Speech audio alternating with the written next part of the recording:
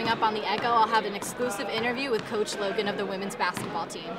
Welcome back, Loyola, to this edition of The Echo. I'm Ryan Garvin. And I'm Caitlin Higgins. On this episode, we'll tell you everything you need to know about what's going on around campus, in Baltimore, and all around the nation. So thanks for joining us today.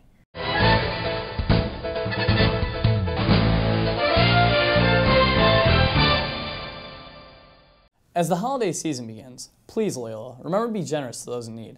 The Presents for Christmas campaign is still looking for sponsors to help give gifts, to give children a very Merry Christmas. The Community Center for Service and Justice asks for students and faculty to join together for this cause. That's right, Ryan. Over 400 children and 60 adults are sponsored each year through the program, and anyone wanting to participate can fill out the online form at www.loyola.edu/presents. Please remember to be generous this season to those who are most in need. There's also a way you can give back on campus. Make sure to take Loyola's Campus Sustainability Pledge. The pledge asks students to make a greener choice in their everyday routines, whether it's taking shorter showers to turning off water while you're brushing your teeth. For more on how students became involved with this campus-wide green movement, we go to reporter Molly Coffey.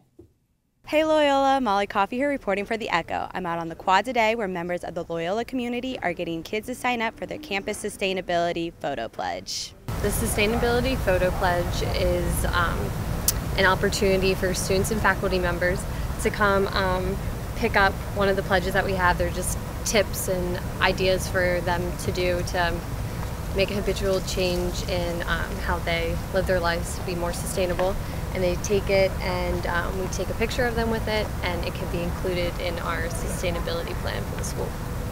And there are different things, like obvious ones like recycle or to shorten your showers, and then there's also more in-depth ones like run outside as opposed to running on a treadmill or something like that. But the university has done a bunch of things. That we are working on our composting system in the dining halls. Butler Hall has solar panels on the top of it. Flannery O'Connor is a LEED certified dorm, so it's an environmentally certified dorm. One of the easiest things that you can do is when you're brushing your teeth, don't leave the faucet on. Thank you, Patrick and Jen. For more information how you can go green, make sure to check out the Loyola Facebook page. Thanks, Molly. And remember, just the little things you can do every day, whether it's saving energy or recycling, can make our campus a more green living environment. You can always find time to help out a good cause, You're right. Especially here at Loyola. From dinner with the president, Father Linane, to Snuggies, and we all want Snuggies. The Project Mexico auction did just that. I mean, who wouldn't want a Snuggie? The annual auction has evolved into one of the biggest events on campus, and for more, we go to our reporter at the event. Hi, I'm Lily Donatelli. I'm a part of the Loyola Bells, the acapella group here, and we just performed at PMEX, the auction, to support Project Mexico in El Salvador, and we think it went really well. The Evergreens bid on us, and I think we're going to be performing for them, so we're really happy about that. Counter El Salvador isn't necessarily, it's more of a service of presence. Like, we're not going to be actually building any homes or anything, but we're going to be sitting there talking to the people, talking to grassroots organizations. I guess it's service of the presence there. So, and this is all going to help us with our funds and everything. But, yeah, we're really excited. The auction has become one of the most successful fundraising events under the CCSJ, grossing anywhere from $15,000 to $20,000 each year. Wow. A portion of proceeds aids in getting the student participants to Mexico, while the rest is used to improve the communities in which they immerse themselves. Additional money goes to Counter El Salvador, another Loyola Immersion project. The exact locations for the program change every year according to the latest events in the area. Overall, Project Mexico and Encounter El Salvador are just a few of the many outlets where members of the Loyola community demonstrate their eagerness to serve. An eagerness to shop took over many Americans this past weekend, but it wasn't without controversy. Black Friday left some feeling enlightened, but many others disappointed. For novice Black Friday shoppers, although the deals were unbeatable, many felt that the braving the crowds was just not worth it. The Friday after Thanksgiving remains the busiest shopping day of the year and consequently proves to be one of the most dangerous. Sadly, one shopper pepper-sprayed fellow Walmart shoppers to prevent them from grabbing an Xbox she wanted. No one was seriously hurt, and the woman is now in custody. Well, thank God. Turning now to some good news for NBA fans. After a long drawn-out lockout, the NBA reached an agreement to reopen the season on Christmas Day. There has been ongoing debate and negotiation to keep the season afloat. That's right, the new deal would include a 10-year contract, immense pay cuts for players, smaller raises, and heftier taxes on the players. Other details are still being worked out, but players remain optimistic about a Christmas Day start. There's much more optimistic outlook for Loyola's basketball teams. Lauren Bayno joins us with that story and all your sports news right after this short break. Hey Greyhounds, I'm Lauren Bayno with your Loyola Sports Update. The big talk around campus has been both the men and women's basketball teams. The men are now 4-1 on the season and have pulled out the win in 4 straight games. Although the men have been on fire, the women have had trouble playing consistent and solid basketball. They're currently 2-3 on the season, winning against Navy and Howard at home. The game against Navy was the Lady Hounds home opener. Although senior guard Candace Walker was injured in the first half, the team was well motivated and dominated the second half. I spoke with Coach Joe Logan and senior guard Miriam McKenzie after the game. Hi, I'm Lauren Bayno, and I'm here in Reitz Arena after the women's basketball team just defeated Navy in their home opener. Here with Coach Logan. Coach, you had a rough loss against Maryland. How did that loss help you prepare for today's win? Yeah, I think there was a little bit of a hangover as far as the tempo. Maryland's so long and so physical, but the physicality of Friday night's game really helped us today with a tough Navy team. You know, they have the kid inside, 21 Geif, who's just a monster, preseason player of the year as a sophomore, and they're going to be tough kids. So I was pleased with how we came out in battle. Didn't make as many shots as we wanted, but again, I give Navy a lot of credit for that. When you play these local games, I think that's the way it tends to go. You were able to make it to the second round of the NIT last season, so what are your expectations for this season? You know, our expectations are always to go put ourselves in a position to win the MAC tournament, and that's going to be our same expectations. If we fall short of that, obviously we'd like to go to postseason in some way, either the WBI or the WNIT, which we were fortunate to get to last year. And you also were picked second to win the MAC this season. How do you think you'll come about with that expectation? Yeah, I think, you know, the MAC is such an underrated conference, in my opinion. Marist has been successful the last 5 or 6 years as far as winning the tournament, but every night is a tough game. You know, Iona, Fairfield, Manhattan are always right there. Siena's had some great success. St. Peter's has won the league. You know, across the board, it's such a competitive conference. We've got great coaches, great student athletes, and the game's going to be like this. You know, they're going to be very well prepared, going to be kind of grinded out, kind of smash mouth basketball. So this was a really good test for us to get ready for a tough competitive MAC season. The basketball season looks to be an exciting one this year, and Loyola students don't forget to support all of our sports teams by joining the Superfan section at each game. Your voices are needed to cheer our athletes on to victory. Well, that's going to do it for this sports update. Stay with us after this short break. We'll tell you about an Emmy Award-winning speaker coming right to campus. We're back here at the Echo with an upcoming event hosted by our very own Graycom Studios. That's right. On Monday, December 5th, Dr. Timothy Tootin will be giving a lecture titled Delivering a Consistent and Fair Message in the Midst of a Changing Media Culture.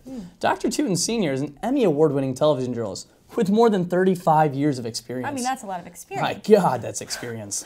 For more than 2 decades, Dr. Tootin has been Baltimore's only full-time education reporter.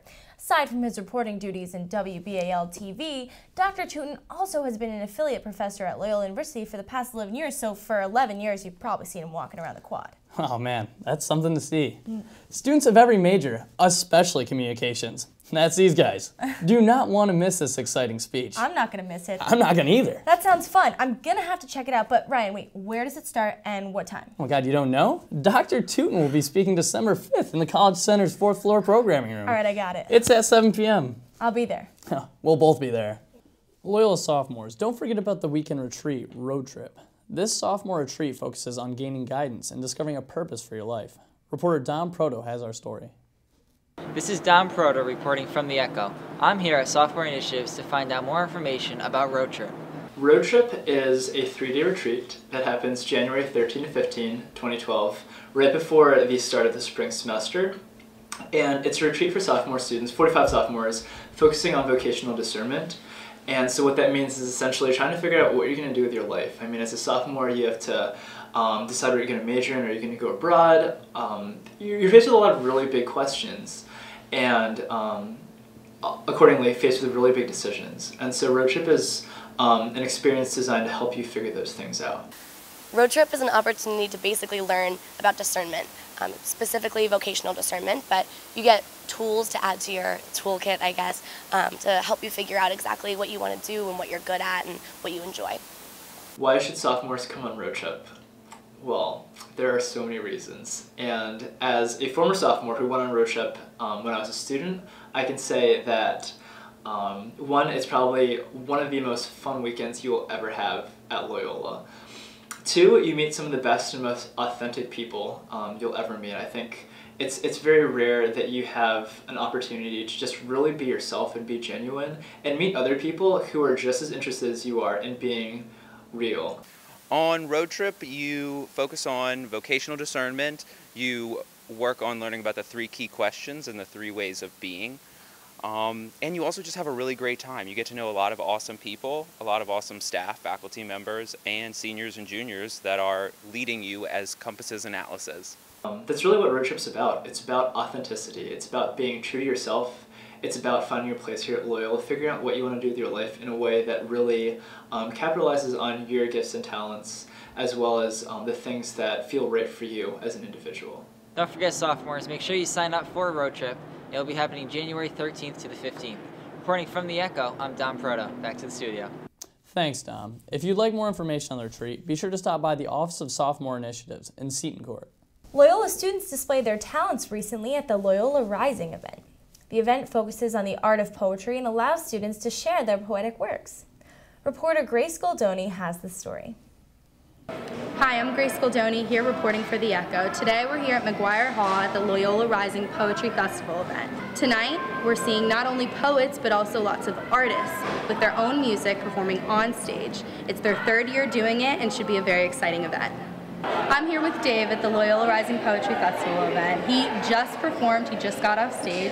Can you tell me a little bit about what your song was about and what, you know? I would love to. The first song I was supposed to play with my roommate Jeff, but unfortunately he is in the hospital right now. While we were sitting in the hospital, I wrote a song about him, and you know, just in honor of him, and about our best memories together as friends. And so that was the first one. The second one, I wrote about my friend Seton, and I just wrote about missing her. So the song is about 2 Loyola students. I desire to feel loved. Others so immensely loved. Phrase, save the tatas. It's beautiful, my darling, up so high. Love, this is all I need. Thank you, and enjoy the party.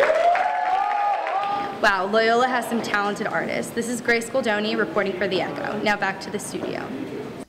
Thank you, Grace. If you or someone you know has a poetry or short story you'd like to show the Loyola community, be sure to email them to Loyola's Garland at garland@loyola.edu.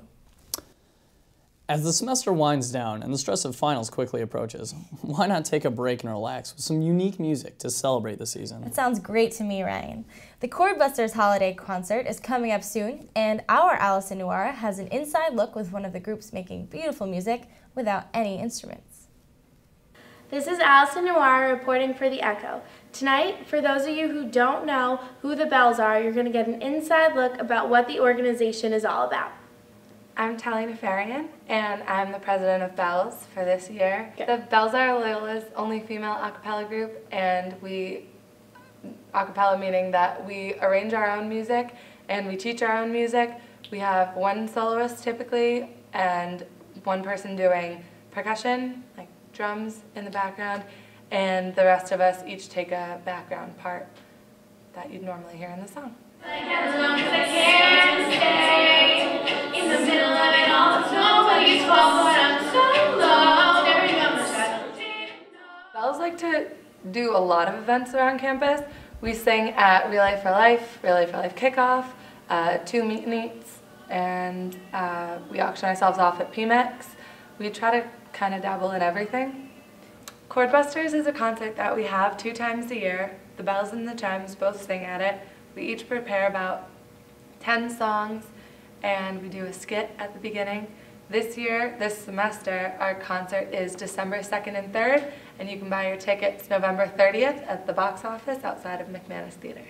Other than Chordbusters, we go to ICCA's, which is International Collegiate Competition of Acapella, and we perform in different places in the southern region. It's really nice because we get feedback and it's not just us performing. It's a good experience. So for auditions, we hold them at the beginning of the year every year within the first couple weeks of school. And it's a typical audition. You have to know how to read music and sing scales, and you prepare a song. This has been Allison Noir reporting for The Echo. Don't forget to come support the Bells and Chimes on December 2nd and 3rd in McManus Theater for Chordbusters. Now back to the studio. Thanks, Allison. Remember to get your tickets in the box office outside of McManus. You know, McManus. Beginning with Wednesday, November 30th. Tickets are $10 and evergreen swipeable. Don't miss out on the musical event, full of all your favorite songs, sung by your fellow classmates. I'm going to be there. I mean, it sounds like a fun time. And Ryan, isn't Allison herself like part of the Bells? Yes, she is. We here at The Echo wish her and all the groups good luck at the concert. We sure do. And with that, we wrap this edition of The Echo. Have a great week, Loyola. I'm Caitlin Higgins. And I'm Ryan Garvin. Make sure to tune in for The Echo's final episode of the semester, right here on Channel 33 in the coming weeks. We'll see you next time. God bless, good luck, and have some fun out there, Loyola.